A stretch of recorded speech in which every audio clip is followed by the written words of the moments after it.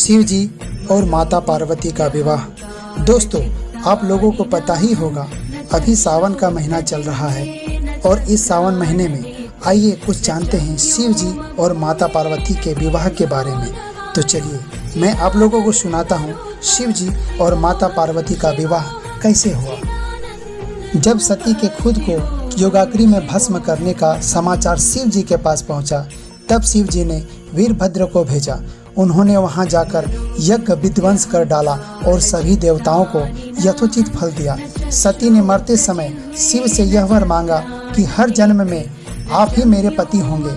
इसी कारण उन्होंने हिमाचल के घर जाकर पार्वती का जन्म लिया। जब से माता पार्वती हिमाचल के घर में जन्म लिया, तब से उनके घर में सुख और संपत्तियां छा गई। पार्वती जी के आने से पर्वत शोभायमान हो गया। जब नारद जी ने ये सब समाचार सुने तो वो हिमाचल पहुँचे। वहाँ पहुँचकर वे हिमाचल से मिले और हंसकर बोले, तुम्हारी कन्या गुणों की खान है। यह स्वभाव से ही सुंदर, सुशील और शांत है। यह कन्या सुलक्षणों से संपन्न है। यह अपने पति को प्यारी होगी। अब इसमें जो दो चार अवगुण हैं वे भी सुन लो। गुणहीन, मानहीन, माता पिता विहीन, उदासीन, लापरवाह। इसका पति नंगा, योगी, जटाधारी और सांपों को गले में धारण करने वाला होगा। यह बात सुनकर माता पार्वती के माता पिता चिंतित हो गए। उन्होंने देवर्षि से इसका उपाय पूछा। तब नारद जी बोले, जो दोष मैंने बताए मेरे अनुमान से वे सभी शिव है। अगर शिव जी के साथ विवाह हो जाए तो ये दोष गुण के समान ही हो जाएंगे।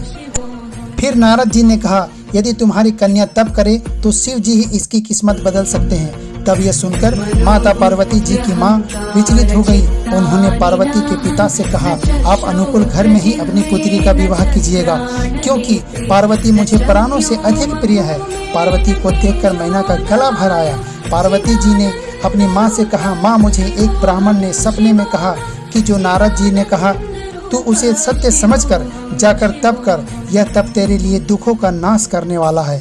उसके बाद माता पिता बड़ी खुशी से समझाकर पार्वती को तप करने के लिए भेज दिया गया। और उसके बाद पार्वती जी ने शिव को पति के रूप में पाने के लिए तपस्या आरंभ की। लेकिन शिव को संस्कारिक बंधनों के कदापि रुचि नहीं थी। इसलिए पार्वती जी ने अत्यंत कठोर तपस्या की ताकि शिव प्रसन्न होकर उनसे विवाह कर ले।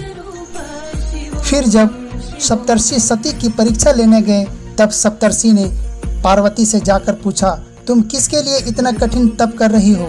तब माता पार्वती ने सकुचाते हुए कहा, आप लोगों को मेरी मूर्खता को सुनकर हंसेंगे। मैं शिव को अपना पति बनाना चाहती हूँ। माता पार्वती की बात सुनकर सब ऋषि हंसने लगे और बोले कि तुमने उस नारद का उपदेश सुनकर शिव को अपना पति माना है, जो सब कुछ चौपट कर देगा। उनकी बातों पर विश्वास करके तुम ऐसा पति चाहती हो जो स्वभाव से उदासीन, गुणहीन, निर्लज, बुरे वेश वाला, बिना घर बार वाला, नंगा और शरीर पर नागों को धारण करने वाला। ऐसा वर के मिलने से कहो तुम्हें क्या सुख मिलेगा।